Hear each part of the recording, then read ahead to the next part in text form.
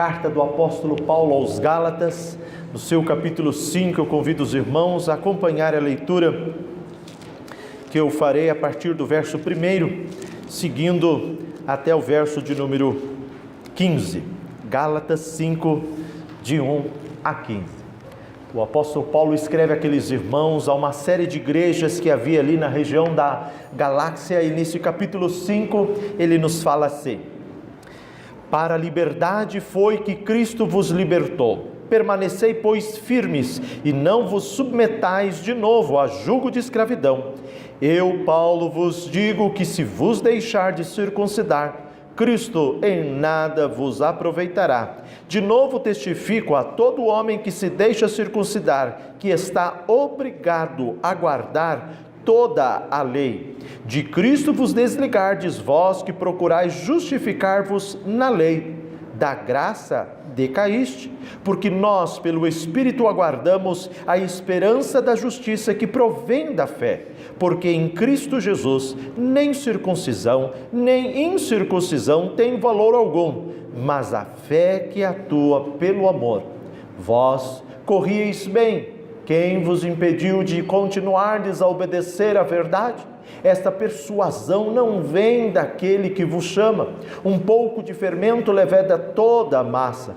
Confio de vós no Senhor que não alimentareis nenhum outro sentimento, mas aquele que vos perturba, seja ele quem for, sofrerá a condenação. Eu, porém, irmãos, se ainda prego a circuncisão, porque continuo sendo perseguido, logo está desfeito o escândalo da cruz. Tomara até se mutilasse os que vos incitam à rebeldia, porque vós, irmãos, fostes chamados à liberdade. Porém, não useis da liberdade para dar ocasião à carne. Sede antes uns para com os outros. Sede servos uns para com os outros pelo amor, porque toda a lei se cumpre em um só preceito, a saber, amarás o teu próximo como a ti mesmo. Se vós, porém, vos mordeis e devorais uns aos outros, vede que não sejais mutuamente destruídos. Que Deus abençoe essa leitura, Gálatas capítulo 5, versos de 1 a 15, a explanação da sua palavra. Meus irmãos, eu creio que nós havemos de recordar do texto que o povo de Israel saiu do Egito, e é um momento muito, vamos dizer, dramático, quando eles saem do Egito, estão caminhando sobre a liderança de Moisés, e num determinado momento registrado em Êxodo 14, ali eles se deparam como que numa situação, como que numa encurralada, numa situação de encurralamento. Vem o exército egípcio atrás, feroz, poderoso, vindo com todo o desejo de retomá-los para a dura escravidão. E eles, olhando à frente, encontravam o mar vermelho. Como transpassar, como prosseguir com este mar à frente, com toda essa multidão, mais de 2, 3 milhões de pessoas, idosos, crianças, animais. Como foi uma situação dramática. E para eles, naquele instante, era uma situação sem solução. Mas nós temos que lembrar algo muito importante. Das 10 pragas, a última, a mais importante, foi a praga que Deus enviou contra os primogênitos dos filhos dos egípcios e também dos animais deles. E de tal maneira que Israel não teve os seus filhos, os primogênitos mortos, e nem os primogênitos dos animais mortos, porque eles foram avisados antecipadamente pelo Senhor. Deveriam, nas umbrais das portas de cada casa, matar um animal, e com o sangue deste animal, colocar no umbral da porta. E quando o anjo viesse para matar e destruir o primogênito, ele via que já foi pago o preço, ele não entraria ali, devoraria uma vida. Esta foi a última praga. E foi a última praga para que eles recordassem que alguém pagou o preço da liberdade deles. Eles não estavam livres porque eles eram melhores. Eles não estavam livres porque eles eram um povo maior. Não, eles estavam livres porque eles tinham um Deus maior, que enviou o seu Filho para que todo que nele crê não pereça. E isso foi anunciado por aquele sangue daquele animal que morria, apontando para o Senhor Jesus, de tal maneira que eles naquela situação, como que sentindo-se encurralados, eles não estavam encurralados. O Senhor Deus havia pago a liberdade para eles, de tal maneira que nós sabemos dessa história dramática, e o capítulo 15 é um capítulo de um cântico de Moisés, é o cântico da vitória. Lançou no mar o cavalo e os seus cavaleiros, ou seja, os egípcios todos foram tragados pelo mar, que parecia como que parede para eles no momento, abriu-se e eles passaram a pé enxuto, mas quando os egípcios estiveram ali, o mar veio e os tragou completamente, os carros e os seus cavaleiros. E isso, meus irmãos, é exatamente o que Paulo está dizendo aqui. Ele começa exatamente mostrando quem pagou o preço da liberdade, quem havia pago o preço dessa liberdade. Aqueles irmãos ali, eles estavam sendo, pelo que o texto mostra, nas várias palavras que ele demonstram, eles estavam sendo firmemente e contumazmente, como que podemos dizer até agredidos pela pressão que os judeus, aqueles que queriam que o povo que cria em Cristo, eles também circuncidassem. E diziam que sem circuncisão, só Cristo não era suficiente. Eles eram muito firmes, muito decididos, estavam causando divisão no meio do povo de Deus, e algo impondo um peso que o Senhor não colocou. E é exatamente, meus irmãos, esta liberdade que Cristo nos concedeu, ajuda-nos a compreender que a liberdade que o povo de Deus conquistou, ela é muito importante. E ela tem dois fundamentos que o texto bíblico nos apresenta. Ela nos apresenta dois fundamentos, essa liberdade, ela está calcada em dois belos e grandiosos, máximos fundamentos para vivermos em liberdade. E começa com o primeiro fundamento dizendo, os versos de 1 a 12, ajuda-nos a compreender que o primeiro fundamento da nossa liberdade é o próprio Senhor Jesus Cristo. Ele é o fundamento da nossa liberdade, é Ele quem nos deu a liberdade. O apóstolo Paulo começa a dizer, para a liberdade foi que Cristo vos libertou. Ele nos libertou, Ele é o fundamento, Ele é a essência, Ele é a base, é a razão da nossa liberdade. Todos aqueles sinais que haviam do povo de Israel, a grande, absolutamente grande quantidade deles eram apenas sinais. E aqui está o apóstolo Paulo falando aos Gálatas, olhem para aquilo e vejam aquilo da maneira como apontavam para o Senhor Jesus, e como Ele já chegou e Ele já nos libertou. Estes sinais não têm mais a importância que tinham, porque eles já cumpriram um papel, eles já fizeram o que tinha que fazer. Então o apóstolo Paulo dirige a eles dizendo, olha, Cristo, Ele é a nossa liberdade, é Ele que nos tirou. Olha, portanto, se é Ele, vocês permaneçam firmes, não submetais a um novo jugo de escravidão. Não era a escravidão do Egito, mas agora a escravidão da lei, porque nós fomos libertos da lei. Nós sabemos que a lei, ela é muito ampla, ela tem lei cerimonial, ela tem lei civil. Se fôssemos seguir toda a lei do povo de Israel, então nós teríamos que matar as pessoas por apedrejamento quando faltava no culto de adoração pública. Teria que seguir todos aqueles ritos, não podia comer nem carne de porco, mas também nem carne de um outro animal, por exemplo, o camelo, que tem uma unha fendida, mas não rumina. Tinha que seguir todas aquelas prescrições, é isso que o texto diz aqui. Eu, Paulo, vos digo que se vós deixar de circuncidar, Cristo de nada vos aproveitará. E testifico que homem, se deixar circuncidar, estará obrigado a guardar toda a lei. Ele não está falando parte dela, é toda, vai ter que virar um judeu. E essas leis apontavam para o Senhor Jesus. Por exemplo, as questões alimentícias, era algo exclusiva do povo de Israel. A circuncisão era de vários povos.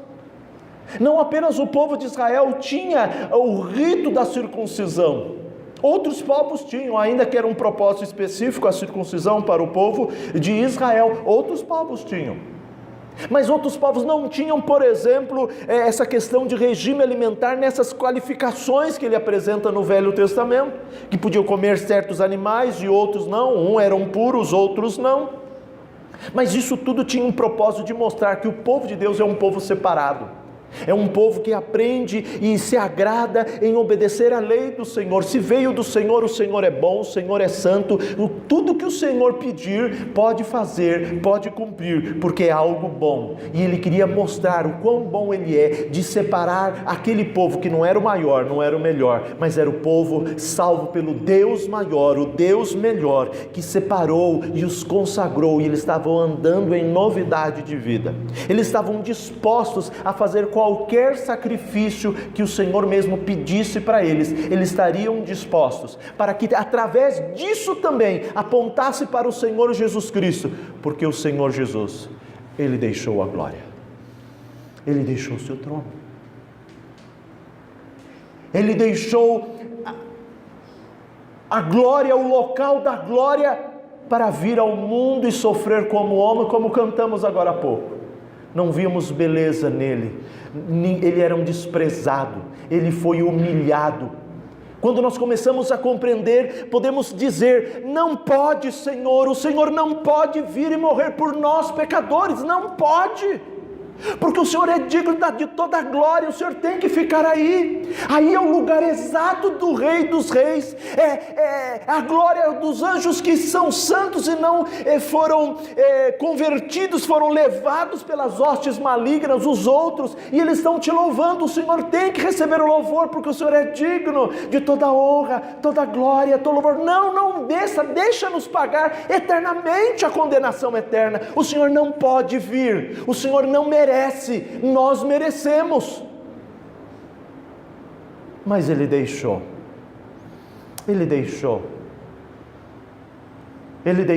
para libertar.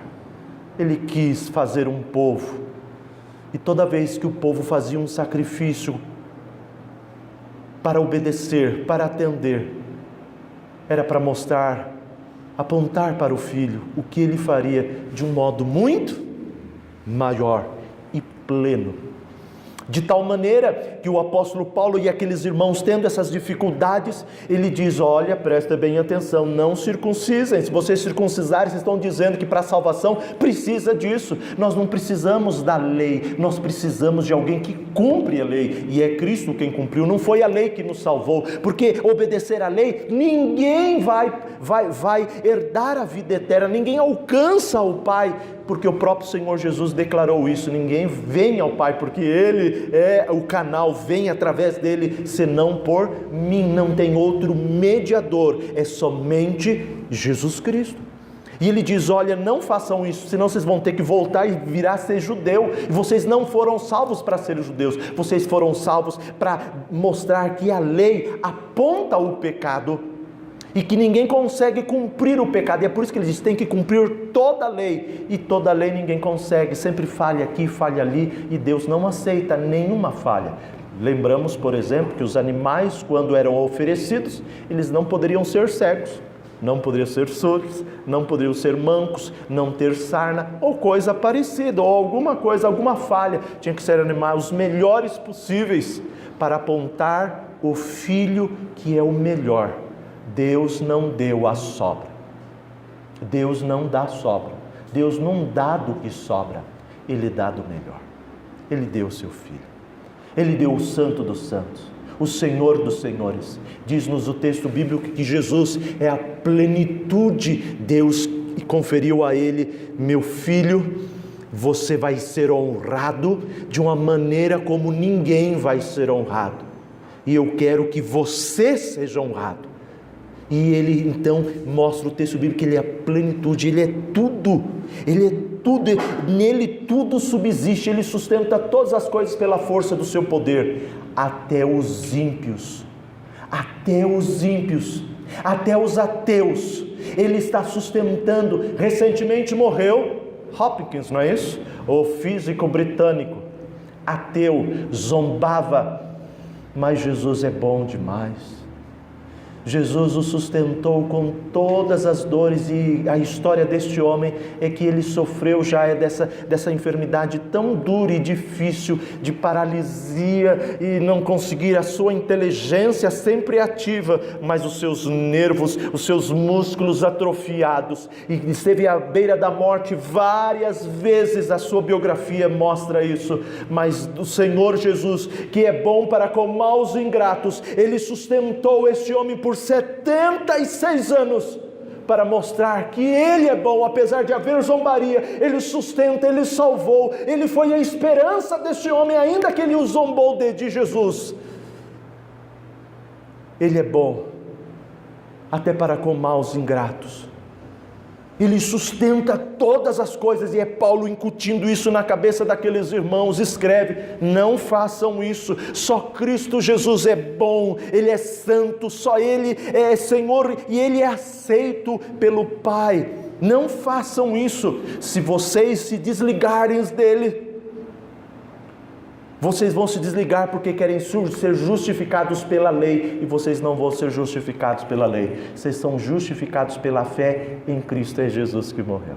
É pela fé, demonstrando. É isso que ele vai completar no verso 6, dizendo: porque em Cristo Jesus nem a circuncisão, nem a incircuncisão tem valor algum, mas a fé que atua pelo amor. Não é no cumprimento daquilo, mas é na fé do Senhor Jesus. Não quer dizer que nós não devemos cumprir os mandamentos do Senhor. Não matarás, não furtarás, não farás imagem de escultura, não, porque esses mandamentos continuam da gente servir ao nosso Deus. Mas todas aquelas leis imensas, aquilo era parte de um povo específico daquela ocasião, que apontava para Jesus, e agora chegaram. O verso 7 ajuda-nos a entender que eles começaram bem, mas não continuaram, porque o texto diz: vós corris bem. Essa palavra correr bem é a mesma palavra que o autor aos Hebreus nos fala. Vede, com grande nuvem o Senhor tem nos dado, né? Aquelas nuvens, aqueles heróis da fé. Ele diz: olha, olhando firmemente para o autor e consumador da fé, e estando prontos ali para andar no caminho, na carreira cristã. Essa palavra carreira é a mesma usada aqui, ou seja, como se fosse uma corrida que o Senhor propôs. É essa carreira, essa corrida, e vocês correndo essa carreira, essa corrida, para receber o prêmio. E eles estavam correndo bem, mas eles deixaram, e é o que o apóstolo Paulo nos fala aos Coríntios, usando a mesma palavra. Uns, numa corrida, eles correm para alcançar a coroa terrena, mas outros correm para alcançar o prêmio da soberana vocação em Cristo Jesus. Portanto, eles estavam correndo para alcançar o prêmio de Jesus, mas aí eles deixaram e estavam correndo um outro campeonato, uma outra corrida. Eles sabiam, eles eram afeitos a essa linguagem. Ali havia, vamos dizer, competições. Os gregos tinham muitas competições, não era apenas na Grécia, mas em tantos outros lugares, e eles eram afeitos. E Paulo escreve dessa maneira porque eles entendiam: vocês corriam bem, fazendo associação com as corridas que haviam lá, atléticas. Vocês estavam bem, mas quem impediu de continuar a obedecer à verdade, de seguir este caminho? E ele vai falar: um pouco de fermento leveda toda a massa. Você vai talvez fazer um bolo, uma colher de fermento, já talvez seja suficiente pela quantia que você está fazendo. Uma colher, uma massa toda, já faz com que toda aquela massa já aumente. E muitas vezes o fermento nos textos bíblicos apresenta uma ideia negativa, a ideia de corrupção, a ideia de que um pouco de malícia, de coisas erradas, estraga toda uma massa. Você já reparou quem vai fazer um omelete, que quebra um ovo, quebra dois, e porventura quebra o terceiro ou o quarto, e esse terceiro ou quarto está estragado? Se jogar junto ali, todos aqueles ovos, joga fora. Está tudo contaminado, está tudo estragado, está apodrecido. O mesmo uma laranja que está já estragada, já está mofando, se está no meio das outras, passa para as outras, tem que tirar essa e lavar e ver se não tem outra já contaminada e lavar as demais para tirar talvez qualquer início de contaminação. E é essa a ideia. E ele mostra que isso era muito sério. E de tal maneira que ele diz, olha, é Cristo que nos libertou, não temos que ficar preso de novo. E ele diz, cumprir todas essas coisas significa escravidão. É ser escravo. É ser escravo não apenas de querer fazer uma coisa e continuar naquela situação, e aquilo não vai nos libertar. Quantas pessoas têm procurado dinheiro? E até que elas alcançam. Algumas, pelo menos. Mas haverá um dia, que é exemplo de Hopkins, 76 anos, o Senhor Deus vai falar, hoje é o seu dia. Hoje à tarde, hoje de manhã, hoje à noite, hoje de madrugada, eu vou te chamar. E que adianta todas as coisas? Continuou escravo do pecado e não encontrou a liberdade que está em Cristo? Jesus vai ser escravo eternamente e sofrer terrivelmente por conta da rebeldia, um péssimo escravo, um escravo desobediente, um escravo que nunca fez e nunca haverá de fazer algo bom ali, porque enquanto aqui, meus irmãos, aqui esta vida, no meio de tantas coisas difíceis, para aqueles que servem ao Senhor, aqueles que se entregaram a Cristo Jesus, tem muitas coisas difíceis, e que nunca vão se comparar com a glória por vir. Mas para as pessoas que não têm o temor do Senhor, aqui é como se fosse o paraíso, porque aqui tem graça, Deus sustentando e cuidando de maus e ingratos, mas haverá um dia que Ele haverá de chamar cada um deles e dizer, eu dei tudo para vocês. O que fizeram? O que fizeram com isso? O que fizeram com todas as coisas boas e, acima de tudo, a coisa maior, a coisa melhor, as coisas em que tudo apontava para este maior, para Jesus. O que você fez com Jesus? Não fez nada, desonrou. Então, ali haverá a ocasião da pessoa cada vez mais, é algo que a gente fica até espantado. O inferno é um lugar tão terrível que cada instante as pessoas vão se tornar cada vez piores. Haverá de blasfemar e as suas blasfêmias vão aumentar cada vez mais indefinidamente. É algo que a gente fica espantado. Misericórdia, se nós já desfrutamos de certas dificuldades, opressões nessa vida, agora imagina piorando em níveis cada vez mais crescentes. Pois bem, é assim que vai ser, porque lá não haverá graça. E o que Paulo está falando para aqueles irmãos é, não façam isso, porque vocês vão continuar na escravidão, e vão ser escravos, e nós fomos libertos. Se nós não quisermos Jesus, que nos libertou, nós quisermos a lei, nós não vamos encontrar na lei a liberdade, nós vamos encontrar a condenação, porque nenhum de nós vai conseguir cumpri-la totalmente, perfeitamente, como Cristo conquistou isso por todo aquele que nele quer. Portanto, a primeira base, o fundamento da nossa liberdade, sabe onde está? Em Cristo Jesus. A segunda base, dos versos 13 a 15, está no amor. Está no amor. Porque vós, irmãos, fostes chamados à liberdade, porém não useis da liberdade para dar ocasião à carne, sede antes servos uns dos outros pelo amor. Meus irmãos, quando o texto nos diz aqui, o apóstolo diz, olha, a outra questão, a outra base da nossa liberdade é o amor. Nós fomos livres para amar, nós temos que entender um pouco o que é liberdade. Por exemplo, quando Adão e Eva, eles tiveram uma liberdade que nenhum ser humano teve, ambos tiveram, nenhum outro ser humano teve essa liberdade. Eles eram santos, eram 100% totalmente puros.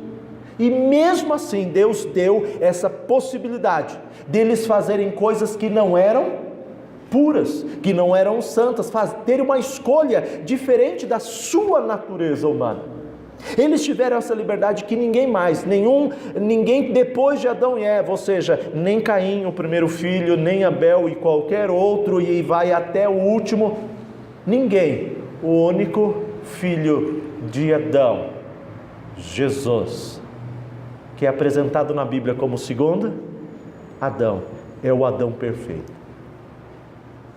Enquanto o primeiro Adão não resistiu e comeu do fruto, o segundo Adão, na tentação do deserto, ele diz: nem só de pão viverá o homem, mas de toda a palavra que procede da boca de Deus. E eu obedeço a Deus. Ele não obedeceu ao inimigo, ele venceu, ele mostrou, e era na palavra, não era, havia uma tentação, certamente ele estava morrendo de fome, 40 dias, 40, não é 40 minutos, não são 4 dias, são 40 dias, ele estava morrendo, mas ele lutou e disse: eu não vou comer, eu vou obedecer toda a palavra que procede da boca de Deus, porque nem só de pão vive o homem. Se o Senhor me sustentou até agora, haverá de me sustentar, porque Deus é fiel. E ele venceu. E ele fez isso por amor, ele desceu da sua glória, do trono da glória, de receber toda a honra, majestade, é digno de receber, não eu, não você, mas ele é digno, e ele mesmo assim em amor, ele veio, e ele mesmo diz: eu não vim para ser servido, eu vim para servir, e é isso que o apóstolo Paulo está dizendo. Antes sede servos uns dos outros pelo amor. Sede servos uns dos outros pelo amor. E ele diz que o resumo do mandamento é esse, a saber, amarás o teu próximo como a ti mesmo. E nós precisamos saber o que é liberdade. Liberdade foi aquela que Adão e Eva teve. E quando nós somos agora, nascemos pela natureza, com a natureza pecaminosa, nós não temos liberdade. Nós não usamos, e mesmo que podemos fazer algumas coisas boas, todas elas são egoisticamente para o nosso deleite.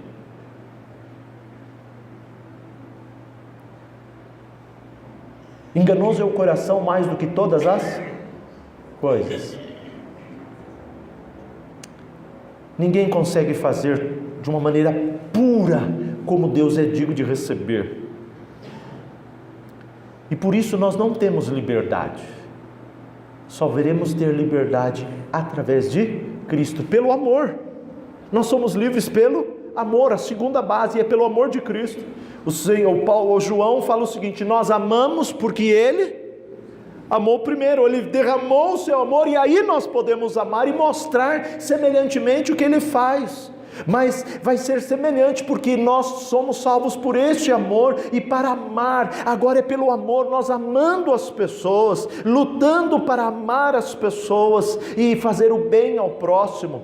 Aí sim Ele nos livra de nós seguirmos segundo as nossas inclinações, mas Ele nos livra de fazer para a nossa glória, e Ele quer que nós façamos para dele. Então venhamos a amar as pessoas, fazer o bem para as pessoas. Quando o Senhor Jesus diz, olha, o mandamento antigo dizia: odiarás os vossos inimigos, amai os amigos e odiarás os inimigos. Eu, porém, vos digo: amai os que vos perseguem. Aí ele mostra a elevação, e os judeus então ficavam com seus olhos arregalados, imaginando como pode uma coisa dessa. É exatamente isso, é pelo amor, servir pelo amor. Se tiver fome, dá de comer, se tiver sede, dá-lhe de beber, é amando. Nós somos livres, não livres para fazer qualquer coisa, e é isso que ele estava falando. Não foste chamado à liberdade, irmãos, porém não useis da liberdade, melhor dizendo, foste chamado à liberdade, porém não useis da liberdade para dar ocasião à carne. Ou seja, eu sou livre, eu posso fazer, eu posso xingar, eu posso ofender, eu posso desrespeitar, eu posso fazer todas essas coisas, porque agora eu sou livre. Eu não tenho nada que me impede. Tem sim o que impede. É o amor de Cristo por você. Ele morreu por amor, para nós morrermos também por amor. O amor tudo crê, tudo espera, tudo suporta, tudo sofre, porque ama. A exemplo dele. Nós temos que aprender que não existe liberdade para matar, para destruir as pessoas, para ofender as pessoas. Não, a nossa liberdade é para amar. Ele não quer que nós venhamos a ser livres e fazer o que nós quisermos. Ele vem nos libertar de nós mesmos para fazer o que Ele faz. E o que Deus faz e o que Cristo faz, Ele demonstra amor. Ninguém na face da terra poderá dizer em momento algum: Deus não me amou. Porque mesmo não crendo, o Senhor mostrou o seu amor dando vida, fazendo as pessoas, os seres humanos, a sua imagem, e nada da criação foi feito conforme a imagem do Deus, somente os seres humanos. Que privilégio, que demonstração de amor, que presente, que dom maravilhoso Ele concedeu. E é isso que Ele mostra, que é a base da liberdade. Deus mostrou o amor e eles o que fizeram. E nós também, o que fazemos com a nossa liberdade? Nós somos livres, mas livres para quê? Para amar, para ajudar, para ser bênção nessa sociedade, porque a sociedade já está cheia de ódio, já está cheio de erro, está cheio de corrupção, está cheio de maldade, cheio de egoísmo. Este mundo precisa de amor. E amor não significa correção. E amor não significa falta de disciplina, não. Diz que o pai que ama, ele disciplina. Eu creio que já mencionei isso certa vez. Eu fiquei espantado na minha adolescência, já indo para a mocidade, quando fiquei sabendo, acompanhando, minha mãe levava para vários lugares nos trabalhos da SAF, e eu fiquei sabendo certa vez que tinha um trabalho da SAF no presídio de Poá. Lá deve ter então um presídio, não sei se existe ainda, mas talvez tenha ainda um presídio feminino lá. E lá tinha um trabalho da SAF que levava roupas, que pregava a palavra. Era um trabalho da SAF que lá se fazia. E eu achei muito estranho quando ouvi dizer que lá dentro do presídio feminino tinha uma igreja. Eu falei, mas como? As pessoas fizeram o que fizeram, estão presas, e agora tem uma igreja lá dentro? Tem. Porque essas pessoas ouviram o Evangelho e várias mulheres ali foram convertidas. Elas têm que pagar o preço pelo erro que elas fizeram. Talvez elas vão ficar 2 anos, 3 ou mais, não sabemos, cada caso é um caso, mas elas já estavam livres. Livres, sim, livres da condenação eterna, livres para amar as outras pessoas e poder então ajudar as pessoas ao redor, a consolar, falar também de Cristo para que tenham a mesma alegria e a mesma libertação em Cristo Jesus, de ser livre agora e para todo sempre. Havia uma igreja ali, elas tinham que aprender. Portanto, liberdade não significa solte, não condene, não mostre, não significa discipline para que pare de andar nisso e se arrependa. E isto é amor. Nós precisamos de amor e é a base da nossa liberdade. Portanto, meus irmãos, temos diante de nós esse texto e que ele nos ajuda grandemente a compreender e a servir. Ele nos ajuda a compreender que precisamos servir. Nós fomos feitos para servir, nós fomos salvos para servir. O texto bíblico diz: sede antes servos uns dos outros pelo amor. Meus irmãos, nós precisamos de fato ter essa disposição de servir uns aos outros. E quando diz amar o próximo não quer dizer simplesmente aqueles que a gente conhece, mas quer dizer aqueles mesmos que a gente não conhece. Porque o bom samaritano, a parábola do bom samaritano demonstra essa verdade, que o próximo não quer dizer aquele que a gente é íntimo, não quer dizer que a gente conheça talvez nem o próprio nome, e aquele samaritano não conhecia nada daquela pessoa, provavelmente sabia sim que era um judeu pelas roupas que vestia, mas ele nada diz sobre isso, se conhecia tempo ou não, se conhecia o nome. Ele teve compaixão. Ele teve compaixão, e próximo não quer dizer pessoas que nós conhecemos, muito ou pouco, significa próximo. Quando nós queremos servir aos outros, meus irmãos, nós paramos de olhar para os outros e para as suas falhas. E como aprendemos hoje na escola dominical, nós começamos a cuidar da nossa própria vida. Para a gente servir bem, para um garçom, por exemplo, servir bem, ele precisa treinar bastante. Você já viu ele carregando aquela bandeja? E às vezes põe vários pratos, né? Aí você olha meio assim e fala, opa, fica meio de lado, fala, esse daqui vai cair em cima de mim. Né? Você fica de lado, mas eles têm prática. Eles treinaram para servir bem. Portanto, com aquela bandeja cheia de pratos, ele já pode atender várias pessoas. E então ser mais rápido, ser mais pronto e atender, porque sabe que as pessoas estão ali, elas vieram para comer. Elas estão com apetite, elas estão com vontade, elas querem comer. E ele vai cuidar, ele vai treinar a si mesmo para oferecer um serviço. Nós também, meus irmãos, nós precisamos cuidar muito da nossa própria vida para nós servirmos pelo amor. Nós não vamos olhar mais para as faltas, nós vamos olhar mais para nós mesmos, para as nossas próprias faltas, para que podendo trabalhar isso, nós podemos servir as pessoas com maior paciência. Você é impaciente, meu irmão? Olha, eu tenho que levantar minha mão.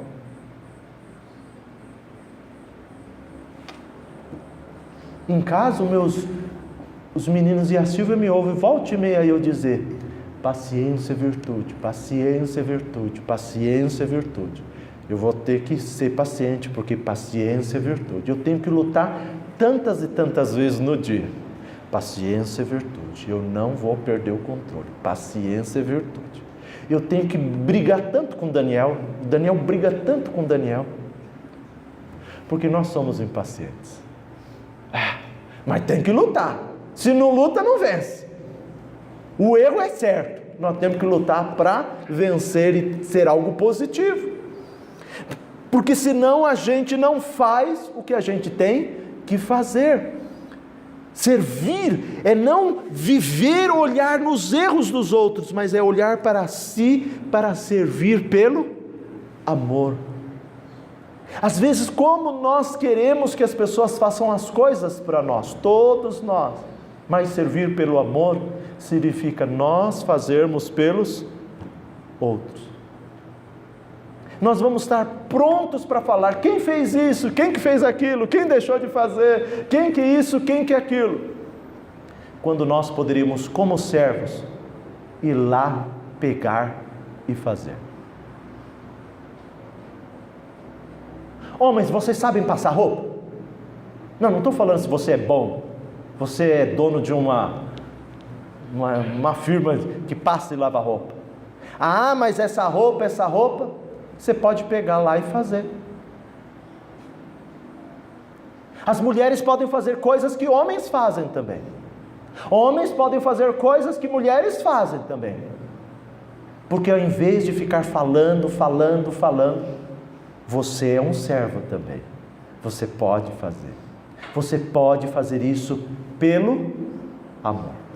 Isso é amor. Esse texto, meus irmãos, ajuda-nos a compreender que Deus nos deu poder de liberdade.